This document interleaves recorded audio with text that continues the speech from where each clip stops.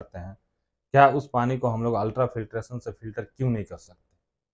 तो इस वीडियो में हम लोग इसी के बारे में पूरा फुल डिटेल्स में समझेंगे कि ये क्या सिस्टम है और क्यों ये अलग-अलग बनाया गया है। इसके बारे में फुल डिटेल्स में हम लोग इस वीडियो में समझेंगे कि अल्ट्रा फिल्ट्रेशन का मेम्ब्रेन क्या साइज़ होता है और आरओ वाटर प्यूरीफायर का मेम्ब्रेन का क्या साइज़ होता है और क्यों हम लोग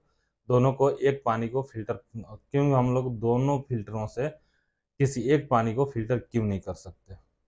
तो दोस्तों, जो आरओ वाटर प्यूरीफायर होता है, आरओ वाटर प्यूरीफायर का जो मेम्ब्रेन होता है, वो उसका जो साइज़ होता है पानी फ़िल्टर करने का, वो होता है 0.001 माइक्रोन।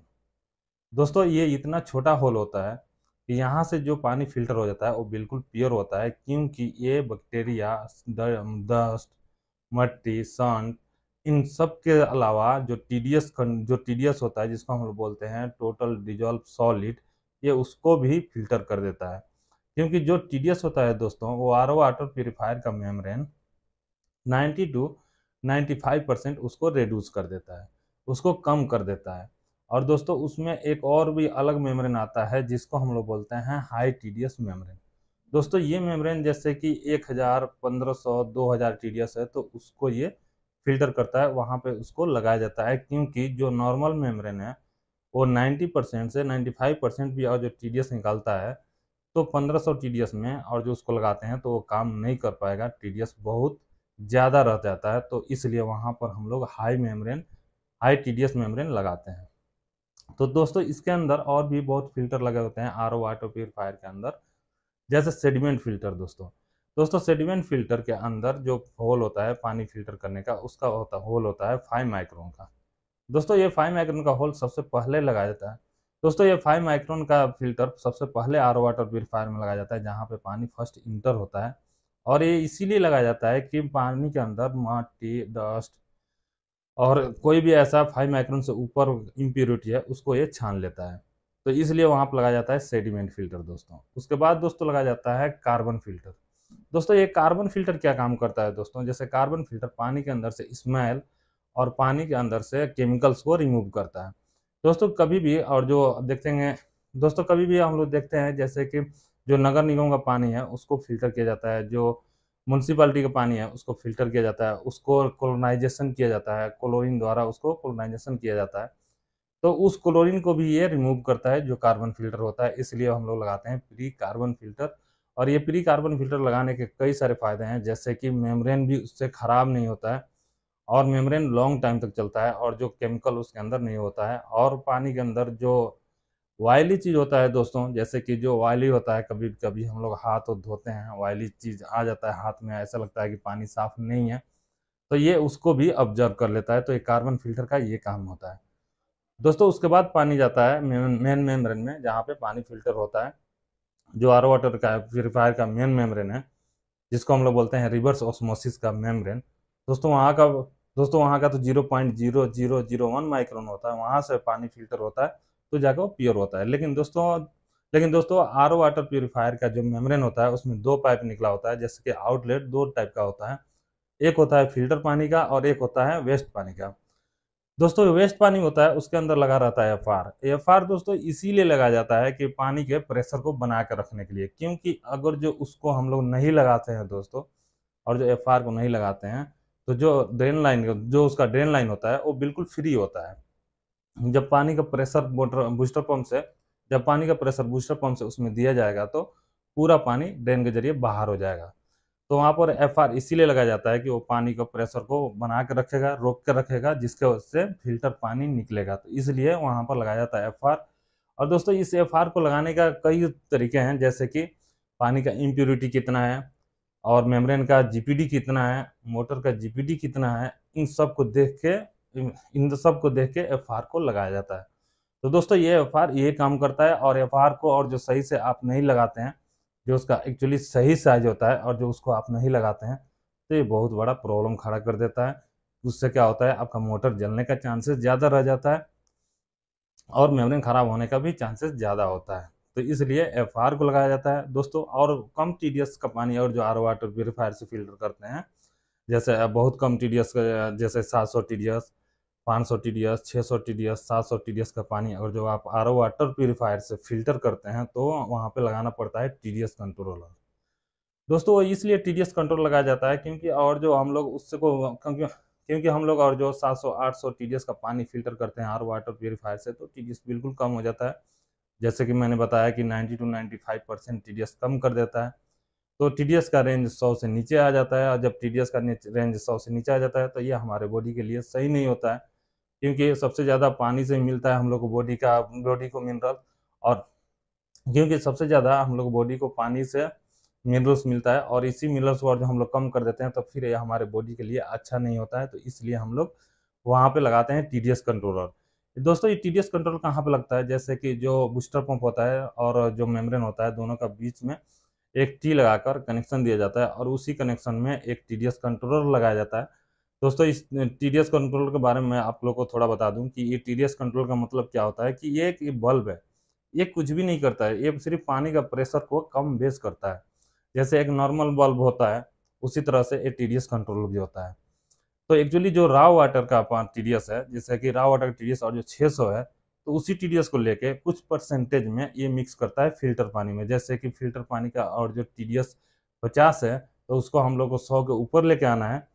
तो वहाँ पे हम लोग क्या करेंगे कि जो TDS कंट्रोलर का बल्ब रहेगा, उस बल्ब को बहुत हल्का सा खोलेंगे, मतलब इतना हमें खोलना है, और खोल के वापस उसका TDS चेक करना है, जो फिल्टर पानी है उसमें मिक्स हो रहा है वहाँ पे TDS चेक करना है, और TDS का लेवल और जो सही आ जाता है, बराबर आ जाता है, फिर वहीं पे हमें रोक देना है उस TDS कंट्रोलर को।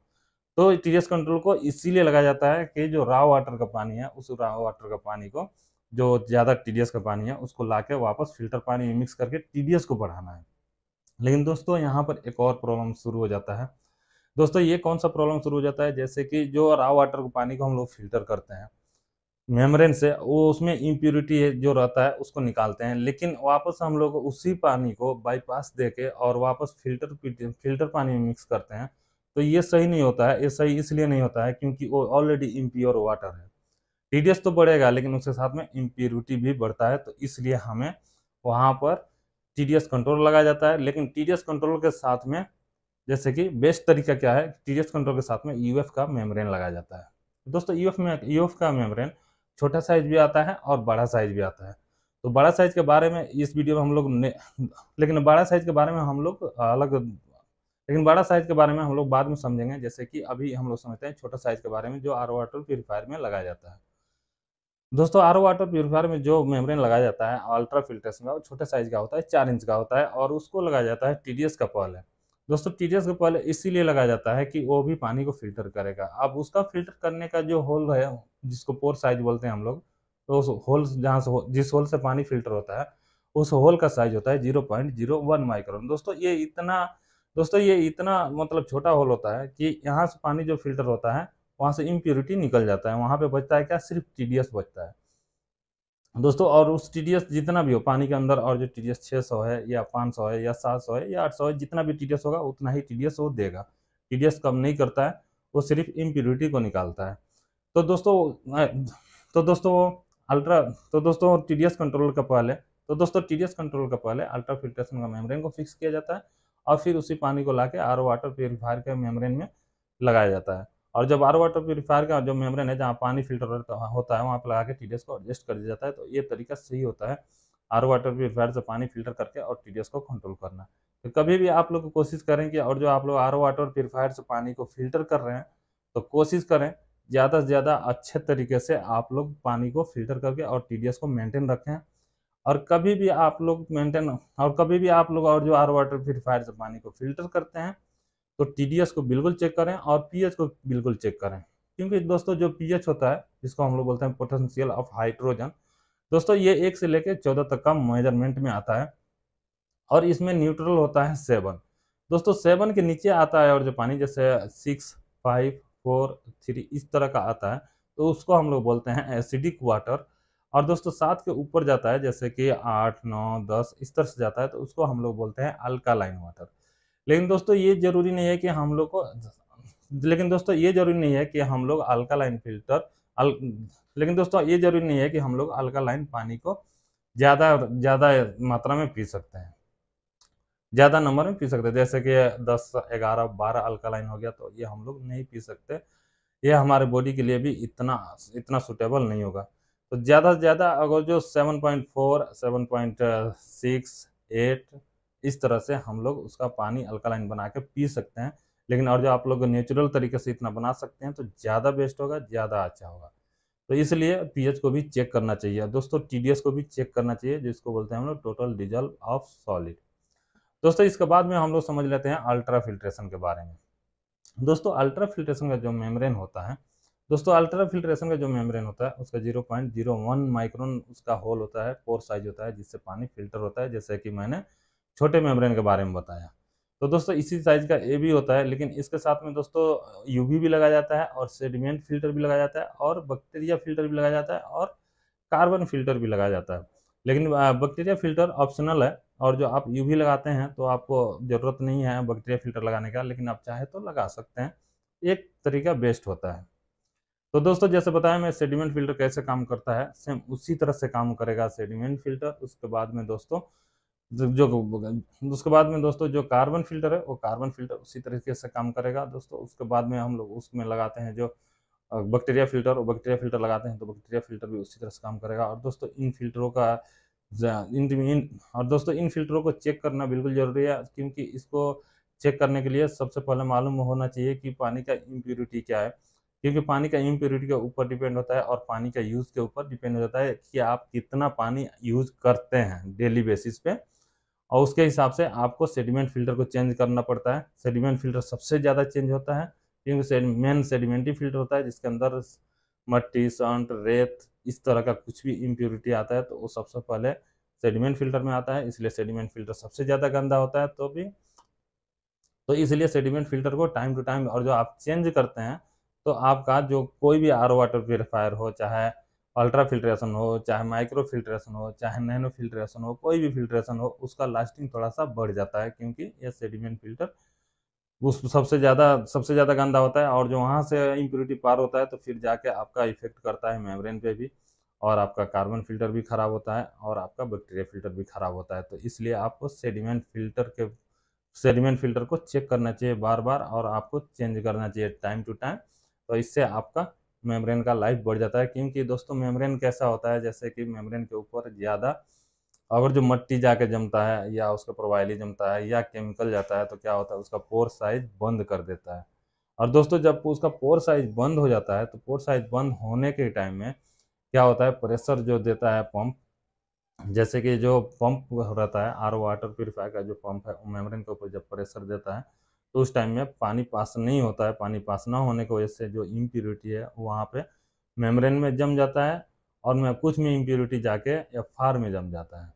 एफआर, क्योंकि दोस्तों एफआर का भी जो होल होता है वो एमएल में आता है, बहुत छोटा होल होता है, जैसे कि 200 ML, 250 ML, 300 ML, 350 ML, 450 ML, 550 ML, इस तरह से एमएल में आता है, जैसे कि पर मिनट के हिसाब से बनाया गया है उसको, कि 1 मिनट में वो कितना एमएल पानी वहाँ से निकालेगा, तो इस टाइप का उसको बनाया गया है।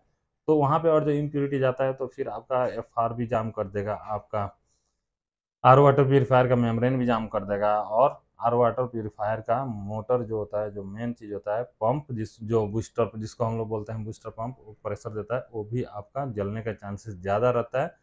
तो उस टाइम में आप लोग बोलते हैं क्या कि ये आरओ वाटर प्यूरीफायर पानी देना बंद कर दिया, हमारा मेम्ब्रेन खराब हो गया, ये कंपनी का सिस्टम खराब है, ये कंपनी अच्छा नहीं है। बिल्कुल आप लोगों को बात सही है, क्योंकि आप लोग एक ब्रांड, एक बढ़िया बहुत अच्छा कंपनी को लेके आप लोग लगाते हैं, तो आप लोग लगाने के लिए आप लोग लगाते हैं तो बेस्ट है, लेकिन उसका सर्विस भी बिल्कुल बहुत ज़रूरी है। और आपको देखना चाहिए कि कंपनी क्या बोलती है, कितने दिन पे सर्विस बोलती है, उसको कराना बिल्कुल बहुत ज़रूरी है टाइम टू टाइम। और जो नहीं कराते हैं तो सेम आदमी के जैसे हम लोग, और जो खाना खाते हैं टाइम टू टाइम और जो खाना नहीं खाएँगे तो फिर कुछ देर के बाद में हमारे बॉडी को क्या फ़र्क पड़ता है, अच्छी तरह से आपको भी पता है और हमें भी पता है। इसी तरह से मशीन भी बनाया गया है, उसको जो टाइम टू टाइम और जो फ़िल्टर को या उसको सर्विस नहीं करते हैं तो वो भी ख़राब होने लगता है।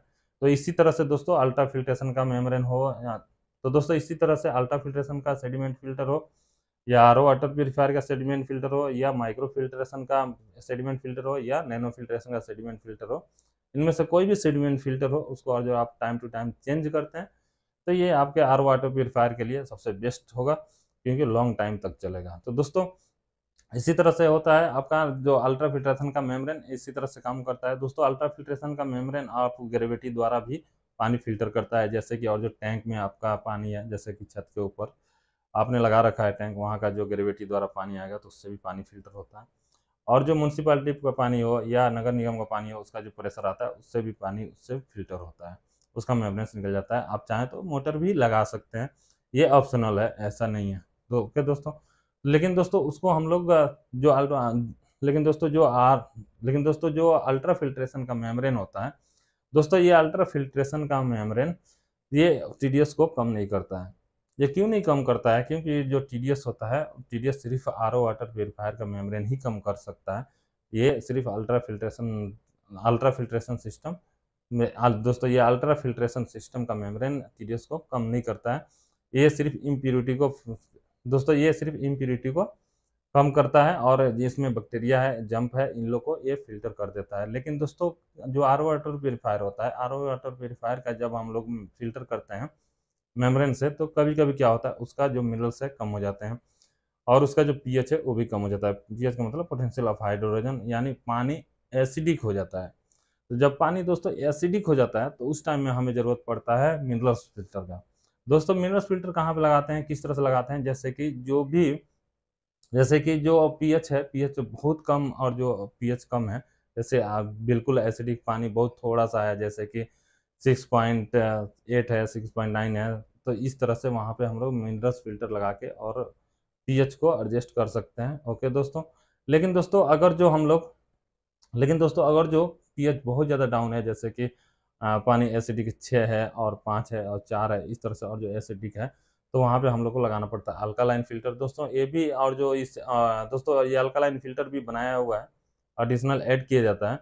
तो अगर जो आप कोशिश कर रहे हैं कि ज़्यादा आपका आरओ वाटर प्यूरीफायर से उसी पानी को फ़िल्टर करें जिसका पीएच ज़्यादा डाउन नहीं हो, क्योंकि ये भी एडिशनल है, जो अल्कालाइन फ़िल्टर है उसको मिक्स किया जाता है वहाँ पे लगा के, और उससे पीएच को बढ़ाया जाता है, पानी को अल्कालाइन बनाया जाता है।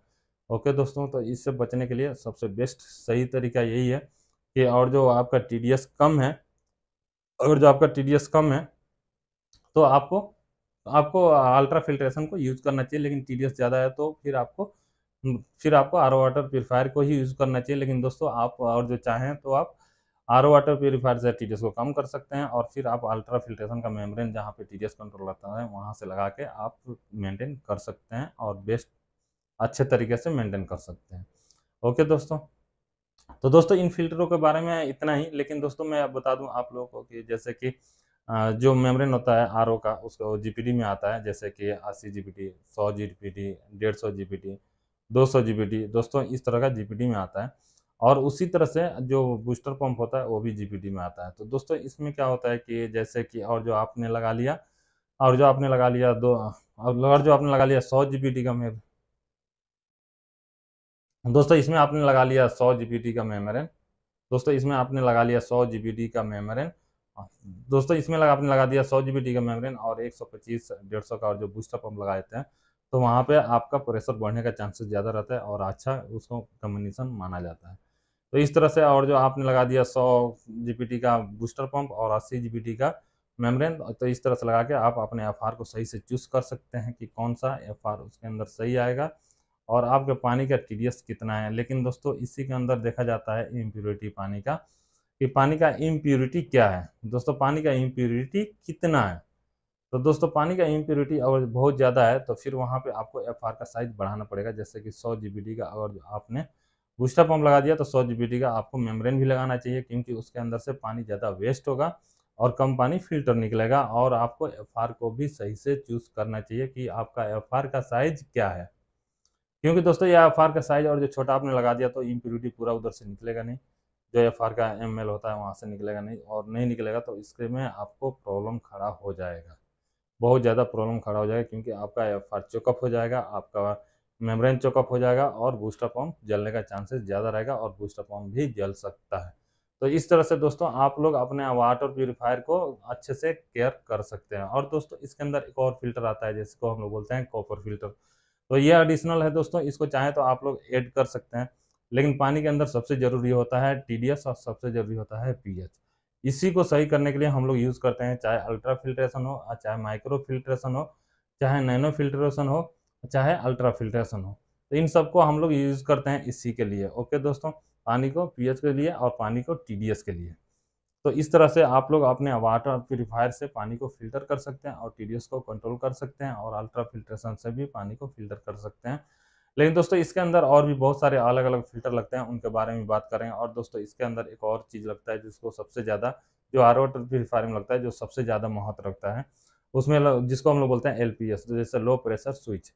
दोस्तों ये लो प्रेशर स्विच क्या करता है, जैसे कि जो आपके घर में पानी आ रहा है, जैसे कि जो पानी आपके घर में आता है, चाहे वो टैंक से हो, चाहे म्युनिसिपल से हो, चाहे अल्कालाइन से, चाहे चाहे म्युनिसिपल से हो। तो दोस्तों वहाँ पे जब पानी आता है, तो पानी आने के टाइम में जो एलपीएस क्या करता है, वो वहाँ पे जब पानी रहेगा पाइप में तो पावर आगे सप्लाई देगा, जैसे कि जो आरओ वाटर प्यूरीफायर है उसमें सप्लाई देगा।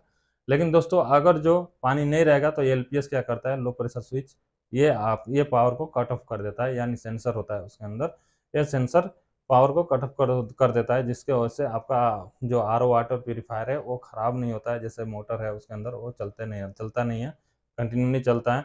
तो इसके वजह से आपका मोटर भी सेफ हो जाता है, आपका आरओ वाटर प्यूरीफायर भी सेफ हो जाता है। तो वहाँ पे इसलिए लगाया जाता है एलपीएस दोस्तों।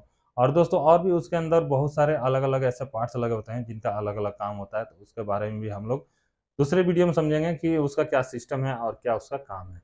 ओके दोस्तों, तो दोस्तों इस वीडियो में इतना ही। और जो वीडियो में कुछ भी अच्छा लगे आप लोगों को तो वीडियो को लाइक कीजिए, चैनल को सब्सक्राइब कीजिए और मिलते हैं नेक्स्ट वीडियो में। तब तक के लिए बाय बाय। और दोस्तों मैं आप लोगों को बता दूं कि इसके अंदर एक सोलेनोइड बल्ब भी लगता है दोस्तों। इसके अंदर एक सोलेनोइड बल्ब जैसे कि सोलेनोइड बल्ब क्या काम करता है, जैसे कि एक बल्ब लगा रहता है, जो आरओ वाटर प्यूरीफायर का जो टैंक होता है वहाँ पे एक स्विच लगा रहता है, जो स्विच लगाते हैं इसीलिए कि जो जब भी वो भर जाए तो जो आरओ का पंप है उसको बंद कर दे, इसलिए हम लोग लगाते हैं सोलेनोइड बल्ब। और जैसे कि पानी कम होगा उस टैंक से तो वापस से आपका सोलेनोइड बल्ब ऑन हो जाएगा, जैसे कि सिग्नल देगा, जो स्विच रहता है टैंक के अंदर वो सिग्नल देता है इसको, यहाँ से फिर पावर ऑन हो जाता है और फिर वापस आपका आरओ वाटर प्यूरीफायर चलने लगता है। तो इस तरह से आपका काम करता है सोलेनोइड बल्ब भी। दोस्तों इसके बारे में फुल डिटेल्स में आप लोग को इस चैनल पे वीडियो मिलेगा। और दोस्तों इसके बारे में आप लोगों को फुल डिटेल्स में वीडियो मिलेगा।